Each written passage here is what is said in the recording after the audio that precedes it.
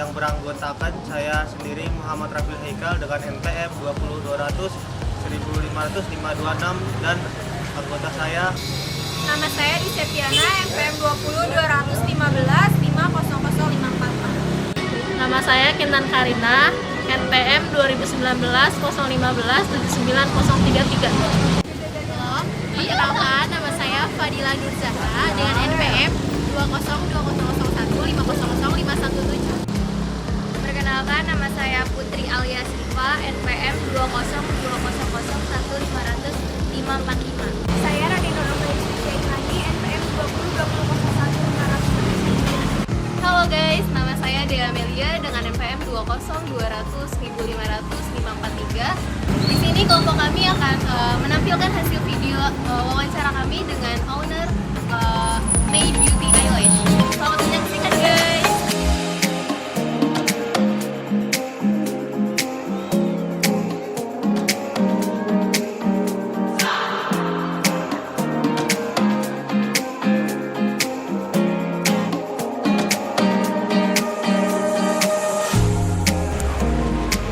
Selamat siang Kak. Sebelumnya terima kasih ya Kak udah mau memberikan waktunya gitu untuk wawancara hari ini gitu. Jadi kami ditugaskan oleh guru mata kuliah kami yaitu BK Industri gitu. Jadi kami diminta untuk mewawancara gitu usaha-usaha yang memiliki kendala gitu di dalamnya kayak gitu, kesulitan apa gitu, konflik dan sebagainya gitu. Sebelumnya kakak namanya siapa? Oh ya, nama saya Meliana, biasa dipanggil Mei dan saya selaku owner dari salon ini. Oh, kakak Kak Mei ya berarti ya. Ngomong-ngomong ini kakak merintis usaha apa? Usaha salon, tapi Salon. dimulai dari usaha alas extension dan berkembang jadi salon. Oh, berarti ini usahanya dalam bidang kecantikan gitu Kecantikan. ya? Oh gitu. Namanya Eyelash. Maybe di studio. Oh, itu ya. Sudah berapa lama kakak menjalani usaha ini? Kalau usahanya udah kurang lebih 3 tahun, masuk ke 3 tahun sih lebih tepatnya. Untuk karyawannya udah ada berapa ya kak? Karyawan kita ada 3. Berarti ini karyawannya ada 3 ya kak? Iya, betul. Berarti dalam perorangnya job desk-nya itu apa aja ya kak? Nah, yang pertama itu ada admin, bagian admin, dan kedua ada terapis eyelash extension berserta salon, dan yang ketiga ada terapis nail art beserta salon. Seperti itu job desk. Kalau terapis itu maksudnya gimana? Terapis itu seseorang yang mengerjakan sesuatu terapis, kayak misalnya contohnya saya kerja di bagian jasa, saya disebut terapis. Terapis apa? Ada jasa pijit, ada jasa apalagi ya, salon. Jadi bagian bidangnya masing-masing. Contohnya, kalau saya bekerja sebagai tukang salon, saya disebut sebagai terapis salon. Kalau saya sebagai tukang pijit, saya disebut terapis pijit. Seperti itu namanya terapis. Oke. Sama usaha berkembang selama 3 tahun ini, apakah ada kendala kak? Ada dong banyak kendalanya. Nah, kendala itu saya alami pertama kesulitan untuk mencari customer, mendapatkan customer, dan kedua usaha untuk mempertahankan usahanya supaya tidak mati, dan yang ketiga usaha dalam mengelola sumber daya manusia, yaitu pegawai-pegawai yang sehari ini bekerja di sini. Seperti itu. Oke, baik. Tadi kan kakak sudah menyebutkan kan kendala apa saja yang telah terjadi sama kakak. Bagaimana sih Pak cara mengatasi kendala tersebut? Ya, yang pertama untuk mengatasi kendala tersebut, seperti contohnya tadi saya masalahnya kekurangan customer, kendalanya untuk mendapatkan customer datang ke studio. Nah, biasanya yang saya alami itu adalah cara menyelesaikannya. Saya buat promo-promo menarik dan saya iklankan di Instagram, Facebook, dan juga WhatsApp untuk menarik customer-customer datang ke salon untuk treatment.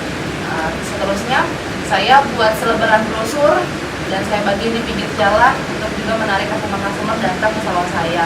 Dan masalah yang saya alami lagi yaitu tentang sumber daya manusia. Nah, ini masalah yang sangat ribet. Sampai hari ini saya masih terus lakukan, yaitu masalah-masalah sumber daya manusia. Yang pertama, ketidakjujuran karyawan dalam bekerja. Nah, terus itu etika-etika karyawan yang kurang baik ketika dalam bekerja. Sementara saya punya standar seperti ini, tapi karyawan saya nggak punya standar itu. Nah, itu masalah-masalah itu yang sampai hari ini tuh masih saya alami seperti itu. Dan waktu saya mengatasinya, saya jadikan karyawan saya sebagai partner saya dan saling pengertian sih. Jadi contohnya waktu saya mengerti kondisi karyawan saya jadi teman bagi mereka, saya perhatiin hidup mereka, saya peduli sama mereka, dan benar-benar saya juga mengupgrade mereka. Hal itu yang membuat akhirnya karyawan saya mengerti kondisi saya dan mampu bekerja sama dengan saya dengan baik. Selama promosi itu apakah kakak yang mengerjakan semua atau menyuruh orang lagi gitu Kak? Oh iya, dari tahun pertama sampai tahun kedua saya menjalankan usaha, saya masih mengerjakan semua sendiri. Di tahun ketiga, saya mulai ada yang bantu, yaitu tim admin tadi yang membantu saya untuk mengembangkan usaha ini. Kalau boleh tahu, ada nggak sih Kak konflik yang terjadi antara karyawan? Oh ada, sering banget. Contohnya konflik antar karyawan itu selisih paham, ya itu sering terjadi lah selisih paham. Contohnya kadang satu orang merasa dia direndahkan, satu orang merasa dia paling ditinggikan, seperti itu sering terjadi masalahnya. Tapi kita punya cara untuk menyelesaikannya. Kita kalau boleh tahu bagaimana kakak menyelesaikan konflik permasalahan dari para karyawan tersebut? Ya, cara saya menyelesaikannya, waktu saya tahu mereka sedang berkelahi enak nggak enak satu sama lain, saya panggil mereka, saya dudukin mereka sama-sama di hadapan dua-duanya, dan saya tanya masalah yang terjadi apa. Saya tanya dulu masalah yang terjadi apa, lalu kenapa itu bisa terjadi, dan baru kita menyelesaikannya sama-sama, yaitu saling sama-sama minta maaf. Minta maaf. Lalu setelah mereka mengaku apa yang sedang terjadi dan akhirnya mereka ceritakan, dan pada akhirnya kita berembuk untuk saling memaafkan. Karena jujur saja saya nggak suka ketika karyawan itu satu sama lain bermasalah dalam satu atap kerjaan gitu. Jadi setiap ada masalahnya nggak pernah sampai berlarut. Saya tahu langsung ada masalah dan kita selesaikan. Berapa lama ya Kak menyelesaikan konflik dari para karyawan tersebut? Mungkin ada beberapa kesulitan mungkin yang sulit untuk diselesaikan dalam masalah karyawan tersebut? Ya. Untuk berapa lamanya itu tergantung situasi dan kondisinya. Jadi biasanya saya ambil briefing itu pagi sebelum studio buka, yang paling lama 2-3 jam kita menyelesaikan masalah tersebut. Nah, kalau untuk kesulitan pasti ada kesulitan itu, dan kesulitan pertama yang saya alami itu kadang karyawan saya kan ada yang umurnya di atas saya, ada yang di bawah saya. Nah, kadang kala kesulitannya itu saya sulit untuk negur karyawan karena saya merasa dia paling tua dari saya dan saya segan untuk menegurnya. Itu aja sih masalahnya. Terus masalah yang kedua, karyawan yang di bawah saya.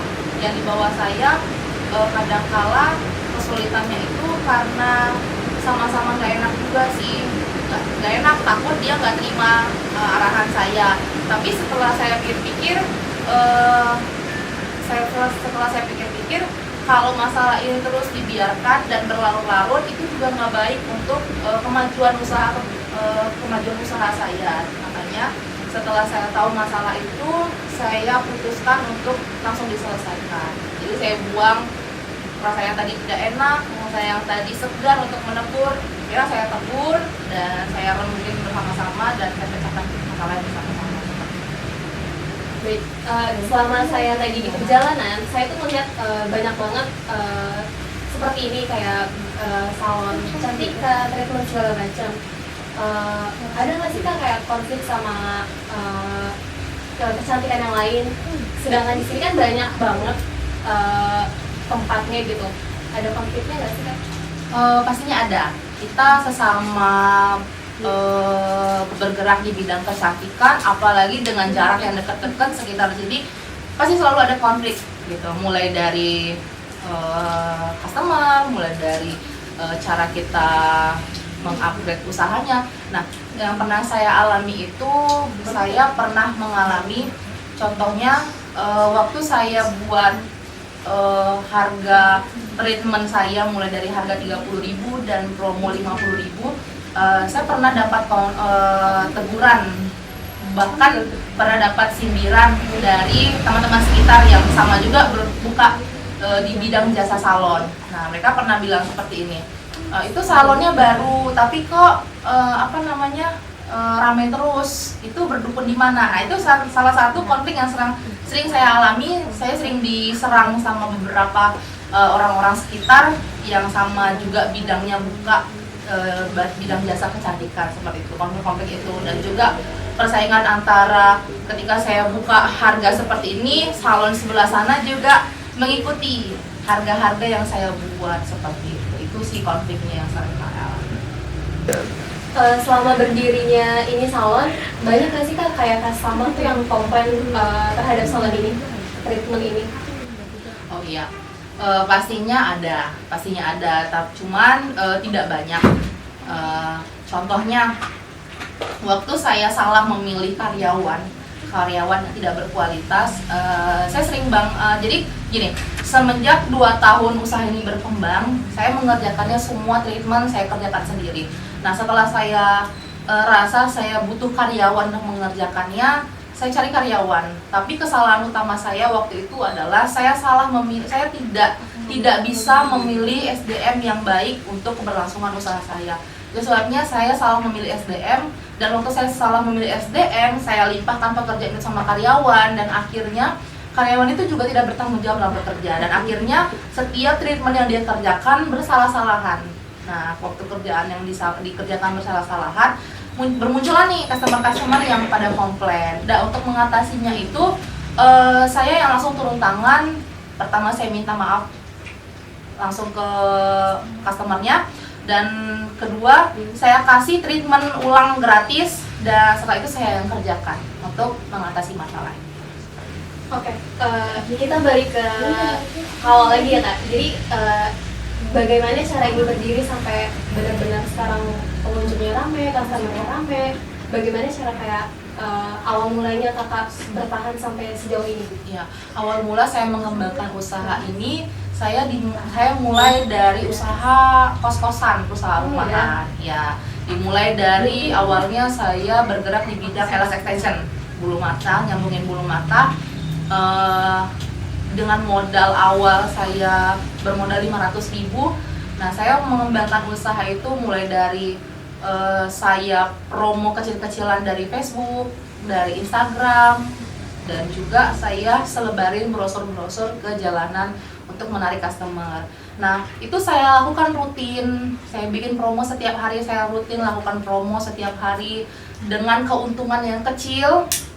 Waktu itu saya bertahan karena konsep saya pada waktu itu adalah perbanyak customer. Jadi keuntungan kecil tapi customer banyak. Karena prinsip saya, nggak apa-apa untung kecil tapi setiap hari ada perputaran uang yang masuk ke usaha saya. Nah, seperti itu. Dimulai dari usaha rumahan kecil-kecilan, kos-kosan saya 2x2, saya komitmen, saya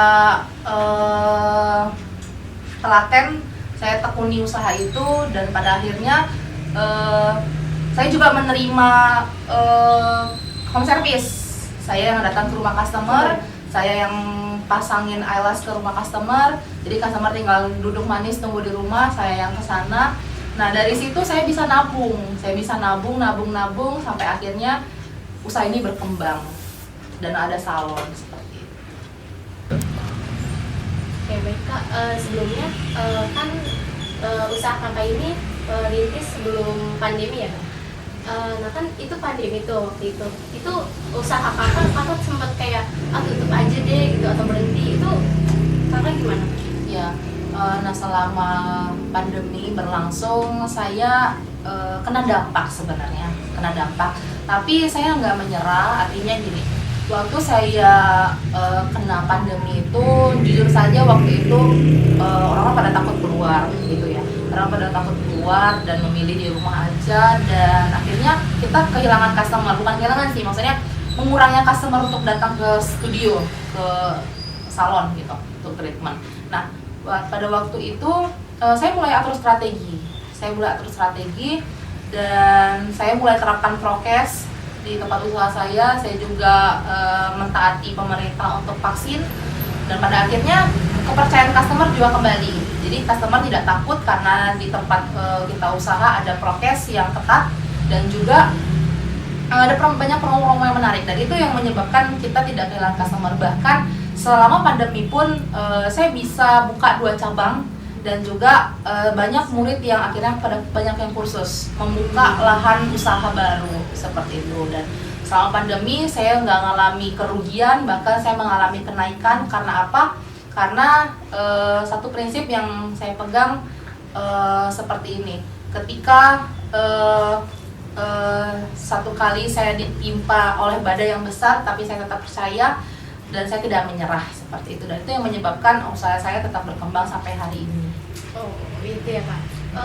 Ada nggak sih Kak titik keputusasaan Kakak dalam merintis usaha ini? Kan udah 3 tahun, udah cukup lama ya Kak. Itu ada nggak sih Kak Kakak putus asa gitu untuk mengembangkan usaha ini? Iya, ada masanya saya waktu itu lelah.